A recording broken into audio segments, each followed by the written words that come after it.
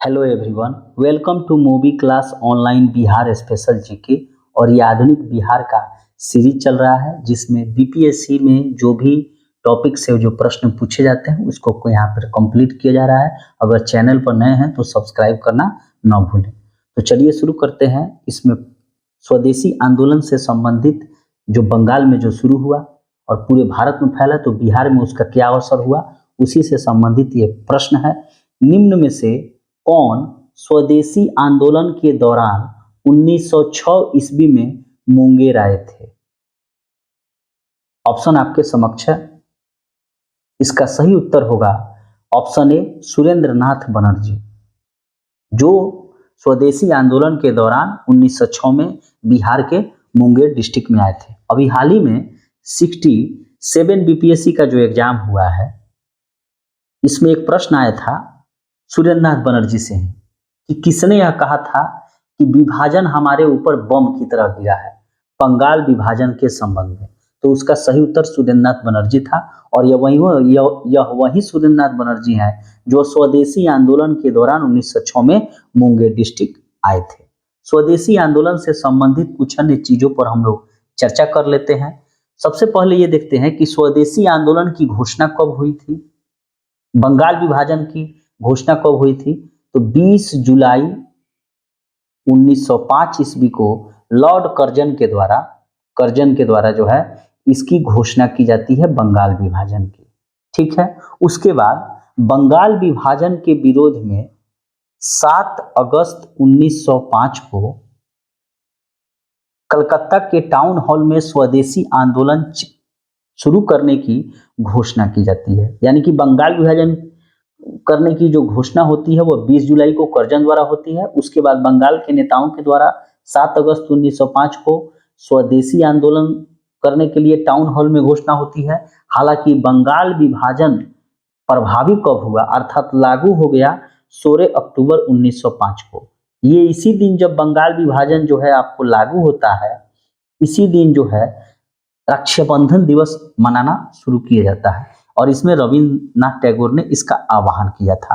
हालांकि स्वदेशी आंदोलन का चलाने का विचार सर्वप्रथम संजीवनी पत्र में 1905 में प्रस्तुत किया गया था और ये संजीवनी पत्र कृष्ण कुमार मित्र के द्वारा बंगाल से निकाला जाता था। ठीक है। इसी स्वदेशी आंदोलन में वंदे मातरम, विभाजन नहीं चाहिए, बंगाल एक है, ये सबके नारे लगाए गए। ठीक है। हालांकि ये जो स्वदेशी आंदोलन था ये पूरे देश में लगभग चला और आंध्र प्रदेश के डेल्टा इलाकों में स्वदेशी आंदोलन को वंदे मातरम आंदोलन के नाम से जाना जाता है। स्वदेशी आंदोलन का दिल्ली में नेतृत्व किसने किया? सैयद हैदर रजा ने। मद्रास में चिदम्बरम पिल्लई ने, पूना एवं बंबई में तिलक ने और पंजाब में लाला लाजपत राय ने। यह वही लाला लाजपत राय जी ने जिन्होंने कहा था कि मेरे सर पर की गई एक एक लाठी का प्रहार अंग्रेजी साम्राज्य के ताबूत के कील साबित हो गई। ठीक है। हालांकि यूपीपीसीएस में एक प्रश्न पूछा था कि लाला लाजपत राय को कहाँ लाठी लगने से उनकी मृत्यु हो गई थी, तो सीने में। इस प्रश्न को याद रखना है। 1906 में कलकत्ता में हुए कांग्रेस के अधिवेशन की अध्यक्षता करते हुए दादा भाई नौरोजी ने सर्वप्रथम जो है स्वराज की मांग प्रस्तुत की। स्वराज शब्द का पहली बार प्रयोग स्वामी दयानंद सरस्वती ने किया था। ठीक है। स्वराज की मांग किसने की? तो दादा भाई नौरोजी ने। और स्वराज शब्द का पहली बार प्रयोग किसने किया? तो स्वामी दयानंद सरस्वती ने, जो आर्य समाज के संस्थापक थे। स्वदेशी आंदोलन चलाने के तरीके को लेकर ही कांग्रेस में 1907 के सूरत अधिवेशन में दो दलों में बंट गए, उग्रवादी यानी कि गरम दल और उदारवादी यानी कि नरम दल। ठीक है। और इस सूरत अधिवेशन की अध्यक्षता किसने की थी? तो रास बिहारी बोस ने की थी। ठीक है। स्वदेशी आंदोलन के अवसर पर ही रविंद्रनाथ ठाकुर ने प्रसिद्ध गीत अमार सोनार बांग्ला लिखा, जो आगे चलकर 1971 में जब बांग्लादेश बना तो उसका राष्ट्रीय गीत बना। स्वदेशी आंदोलन के प्रचार प्रसार करने के लिए स्वदेश बांधव समिति का गठन बारिसाल में अश्वनी कुमार दत्त ने किया था। ठीक है। तो इस प्रकार ये स्वदेशी आंदोलन था और स्वदेशी आंदोलन के दौरान 1906 में बिहार के मुंगेर में कौन आए थे? तो सुरेंद्र नाथ बनर्जी आए थे। ठीक है।